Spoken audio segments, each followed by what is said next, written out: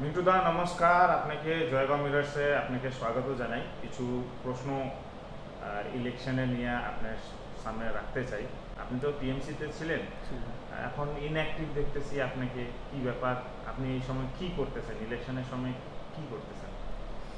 সর্বপ্রথম জয়গাঁও মিরারকে যত ভিউজ আছে সবাইকে নমস্কার ও সালাম। এখন আমি অ্যানঅ্যাক্টিভ আছি, তার কারণ আমি দলটা খুব ভালোবাসতাম। 2012 থেকে 10 থেকে আমি দলটা টিএমসি দলটা করতাম। দলে তখন কেউ ছিল না, হুম, খুব কম লোক ছিল। আজকে দলের মধ্যে এত লোক হয়ে গেছে, আমাদের জায়গায় নেই। 2023-এ পঞ্চায়েত ইলেকশনে দল আমাকে সাসপেন্ড করে রাখছে। সাসপেন্ড রাখার কারণে আমি দলের জন্য কোথাও আর আমি যাইতে পারছি না, ভোট চাইতেছি না, কোনো কাজের মধ্যে আমি টিএমসির মধ্যে এখন জড়িত নেই।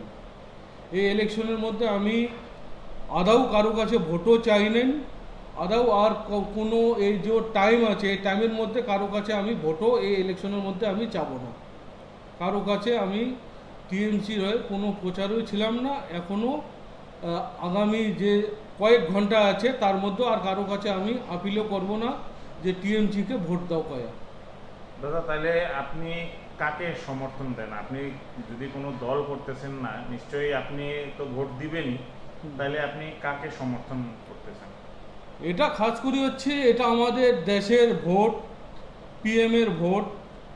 আমি এমন এক ব্যক্তিকে আমি ভোট দেব, আমি ঝান্ডা দেখব না, কোনো ঝান্ডার সাথে আমি জড়িত থাকব না। এটা দেশের স্বার্থে, দেশের ভোট হবে। দেশ মানে আমার মা, তার ভোট। ওর সামনে আমার কোনো না লক্ষ্মীর ভাণ্ডার আসবে, ওর সামনে না আমার কোনো কুচবিহারে আমাদের কি বলে শুভেন্দু অধিকারী বলে গেছে 3,000 টাকা দেবো, সেটাও আসবে না। এখন তো ইলেকশন একদমই কাছাকাছি, এক দুই দিন সময় আছে, সবাই ভোট করবে। আপনি কেমন পিএম আপনি পছন্দ করতেছেন? অনেক অনেক পার্টির অনেক পিএম আছে, ক্যান্ডিডেট আছে, কেমন পিএম আপনি চান? আমি পিএম এমন দেব আমি, যে পিএমের মধ্যে মোটামুটি নিজের মধ্যে ক্ষমতা থাকবে, নিজে ডিসিশন নিতে পারবে। বাইরের দেশ থেকে যদি ঝামেলা হয়, কোনো বাইরের দেশের কে জবাব দেওয়ার জন্য কারোর জন্য অপেক্ষা করতে লাগবে না। তার মধ্যে এত বড় একটা ক্ষমতা হওয়ার দরকার আছে। যিনি স্বয়ং 10 মিনিটের ভিতরে ডিসিশন দিয়ে ক্ষমতা প্রয়োগ করতে পারে। এইরকম আমার পিএমের উপরে আমার সমর্থন থাকবে। দাদা, আলিপুরদুয়ার জেলাতে আপনি থাকেন। হুম। ফার্স্ট ফার্স্ট ফেজেরই ইলেকশন 19 এপ্রিলে এদিকে ইলেকশনটা হবে ফার্স্ট ফেজে। আলিপুরদুয়ার জেলাতে মাইনরিটি খুব একটা একটা খুব ইম্পর্টেন্ট মাইনরিটি, এই জায়গা পপুলেশন খুব ইম্পর্টেন্ট থাকে, ভোটার খুব ইম্পর্টেন্ট থাকে। আলিপুরদুয়ার জেলাতে মাইনরিটি কাদের সাপোর্টে আছে? কেন কি আমরা যে কিছু কিছু জায়গা থেকে ইনফরমেশন পাইতেছি যে কিছু যেরকম জয়গাড়ি আমরা দেখতেছি কি মাইনরিটি ওরকম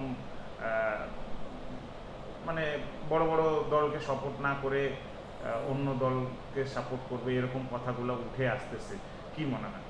না না, মাইনরিটিরা আমার যতটুকু সম্ভব, আমাদের আলিপুর জেলার যে চেয়ারম্যান আছে আমাদের গঙ্গাপ্রসাদ শর্মা, ওনার পুরো ভালোবাসা দেয় উনি। মাইনরিটির সাথে ওনার রিলেশন খুব ভালো। আপনি খবর নিয়ে দেখবেন 70% ওনার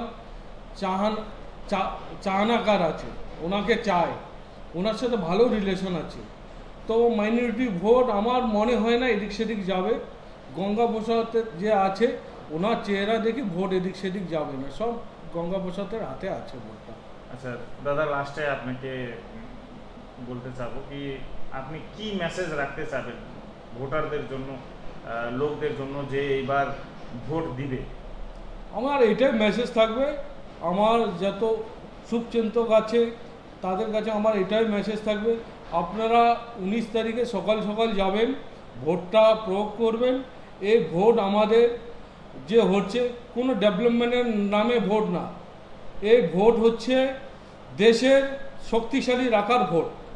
এই ভোট না কোনো পাওয়া নেওয়ার ভোট না, এই ভোটটা হচ্ছে আমাদের দুইটা বিষয়ে কাজ করবে, দেশকে শক্তিশালী রাখা আর দেশের মূল্য বৃদ্ধিকে কম করা। এই দুটার উপরে এই ভোটটা হবে, দুটা জিনিসের উপরে ভোটটা হবে, আর কিছু না এর মধ্যে। লোকে কাকে ভোট করতে জন্য আপিল করবেন? ভোটকে আমি আপিল করব, আপনারা পিএম দেখেন, এইরকম পিএম যে হওয়ার দরকার, যার মধ্যে যোগ্যতা আছে, ক্ষমতা আছে, সেই রকম পিএমকে চয়েস করেন। যা শক্তিশালী আছে, যার মধ্যে ওই রকম যোগ্যতা আছে, 10 মিনিটের মধ্যে ডিসিশন নেওয়ার, তাকে করে তাকে ভোট দেন।